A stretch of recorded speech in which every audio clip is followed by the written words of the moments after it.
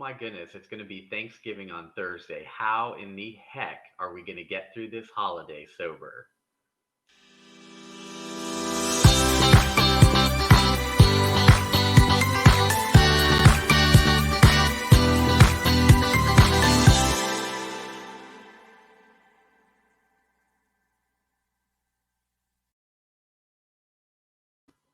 Hi, guys. Welcome to Stay in Your Lane, a sobriety show. I'm Mark. And I'm Marty. And if you haven't already done so, please like and subscribe. We are so happy that you're here. And today's topic is just so relevant with the upcoming Thanksgiving holiday is how do you stay sober and keep your sobriety journey strong during stressful, crazy holiday times? Yeah, and just people may have noticed, we're broadcasting together from sunny Hollywood, Florida. And we traveled by car down here. We didn't fly. But a lot of you are going to figure out how you're getting to your loved ones for the holiday. That in itself could be stressful enough to make you want to drink. Oh my Right? gosh, especially, yeah, with the pandemic mixed in right now. We're so happy and fortunate that we get to spend the winter here in Florida. So, for the first time, we're going to be broadcasting live together all winter. So, we're super excited to see how we can grow and make the show the best that we can make it for you guys. So, this is a great topic, I think, to jump right into Yeah, that. I think that's a good lead in because a lot of people that aren't used to being around their relatives or their loved ones, what do they call them? Families? Families, oh yeah, friend families. Yeah. Yeah, Um, it, it takes a little bit of time to adjust and be patient with each other. And I think that's one of the key elements is patience and absolutely. understanding. Yes. And I think, I think let's just dive right into this. I think one of the biggest tools that we can do for ourselves is to lower our expectations as well and know your healthy boundaries. If you go to a holiday function and after an hour you feel like leaving, it's okay to leave. So know your limits. And if you start feeling antsy or start feeling cravings, it's okay for you to say, I think it's time for me to go. Yeah, and like we just talked about right before that we started taping, is that it's Schitt's Creek, Uh huh. where the young lady they're having that little social event, and she makes up a story that she's got to be somewhere after Uh huh. uh, to to be okay with leaving. Right. But the whole thing is that just be forthright. Just be like it's okay to say that you're ready to go.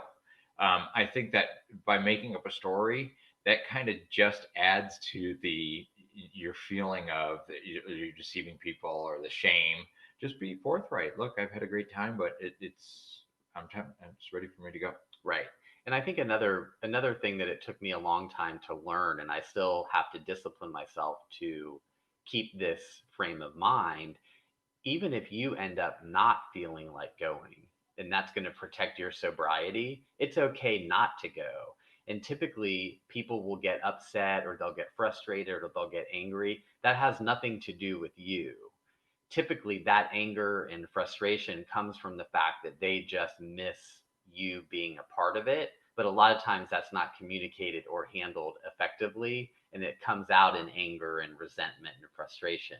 But at the end of the day, your sobriety is more important to them as well than you putting yourself at risk in attending the event. The event, I'm almost certain. Yeah, for sure.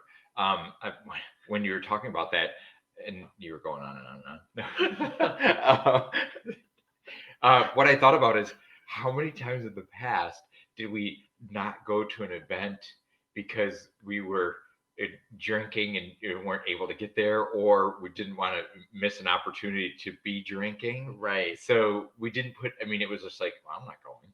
You Oh, know what I yeah. mean? And now in your sober mind, you're like, if you don't want to go, you think of all the reasons to come up with for not going. It's okay just not to want to go and Right. not go. Yeah. But we shielded it behind our intoxicants before. Right. Exactly. And I think, I think that's a really good point.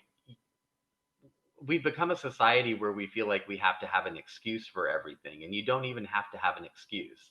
I have a really great friend that armed me with the phrase, I'm not available. Something has come up and I'm not available. That's all really anyone needs to know. I think we have to arm ourselves with, the phrases and, tools that help us feel comfortable to protect our sobriety in these situations. looking at it from a different perspective of already being there, and now you've committed to it, you're there, and there's going to be people drinking. There's going to be people that are going to offer you a drink or whatever while you're there. And I think it's important to remember that you don't have to be peer pressured into drinking or feel that pressure, Right. right? And just come out and say, I don't drink. Right. There's so much power in that, and Yes. it's so. I love it now because people are like, oh wow, you don't, and it's almost like unique. It gives you momentum. Yeah, Well, and Marty and I both, I think you guys probably know this by now if you've watched any of our past episodes, but we both use humor a lot in our lives as well. And I've gotten to the comfort level in my sobriety that I like to even use humor sometimes. And I'm more than happy to say, oh, this is one of the holidays over the past 46 years that I want to remember. So I'm not drinking because there have been many holidays where I don't remember right. them. Those were the hollow days. Right. Yes. um, but I think that this is a good lead in for what took place the other night at dinner with a group of friends. There, some of them known for a long time, some people just met, and we covered some really good topics. Uh-huh. And one of the things that we talked about afterward is I said to Mark, I said, um, that would have went down totally different if there were alcohol involved for me because of my inexperience with the topic and my insecurities would have if I fueled it with alcohol Right. would have had me saying things to that would have been snarky, inappropriate, Offensive. offensive. Yeah, well, thanks for that. Speaking on historical behavior. Oh, right, right. How do you remember it? I Um, hardly do. but yeah, I think that one of the things is that we I walked away from there feeling so empowered by the fact of I didn't have to protect my inexperience or my lack of knowledge about any. I didn't make any snarky comments, to make myself feel more powerful or more in tune with. Anyways, No, no, I think this is great because I think that, if we align that with the holidays and being with a group of people that some we get along with fabulously and others we have friction with, it's just human nature.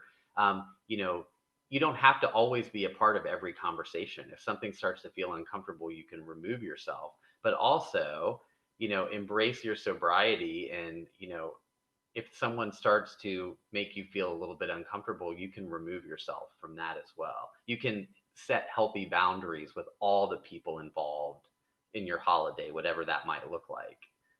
yeah, because I mean, and especially with the lack of alcohol, you're in more control of your feelings, your emotions, and I think that it gives you a better, healthy boundary to be able to be like, yeah, I'm just not comfortable with this topic, or we've been over this topic before. I don't want to cover it again, Right. or I don't know enough to really add to this, but I'm going to sit here and I'll listen.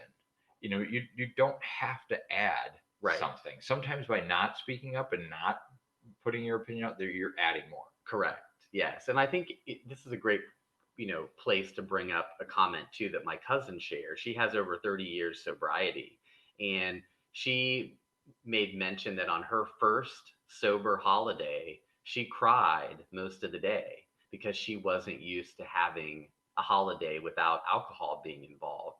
So give yourself permission as well to feel whatever you're going to feel. If this is your first sober holiday, you do whatever makes you comfortable that day, even if it's checking out and not even attending any holiday events. This year, we're not only faced with our sobriety, but we're also faced with the pandemic. And we're being fed so many messages right now about what we should and shouldn't be doing. But take that a step further and figure out what you need to do to be healthy, selfish, and care for yourself during this holiday season. Yeah, and I think no matter if it's your first, second, third, 14th, or 30th, you need to always respect and honor your commitment to your sobriety first. and stay strong. Right. There's going to be those challenges. It's just going to happen that way. It Yes. evolves that way, and and just remember that when you leave there, you want to leave there feeling rewarded that you stayed true to yourself. Yes. And I just dawned on me, like you can brag about the fact that you can actually drive home from this holiday function. What a great feeling. Like I remember so many holidays where, we had to figure out who was going to drive home after, too many glasses of wine or Let me just throw something, or didn't put any thought in it at all and just got behind the wheel of true. the car Yeah. intoxicated when you shouldn't, and you had a real good possibility of messing up the holidays for other people, Right. drunk driving. And so yeah, there's just so many benefits Right. Exactly. to sober holidaying. Yeah. And just realize too what a joyous, special time it is and how much presence affects that. So if you can be 100% Did present you say in whatever you presents? presence, like the physical presence, not like Oh, giving okay. presents, Oh, I was thinking getting presents. right? You skip Thanksgiving and Right. you're already at Hell Christmas. yeah. But, be present in whatever you're doing, and there's a gift that comes in that presence for sure. You have to use presents and gifts. I'm just all excited for I'm the Christmas. digging my hole deeper Right. here.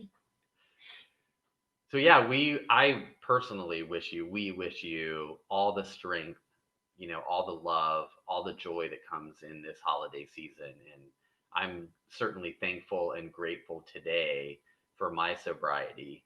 And I will send all that energy out to you all as well.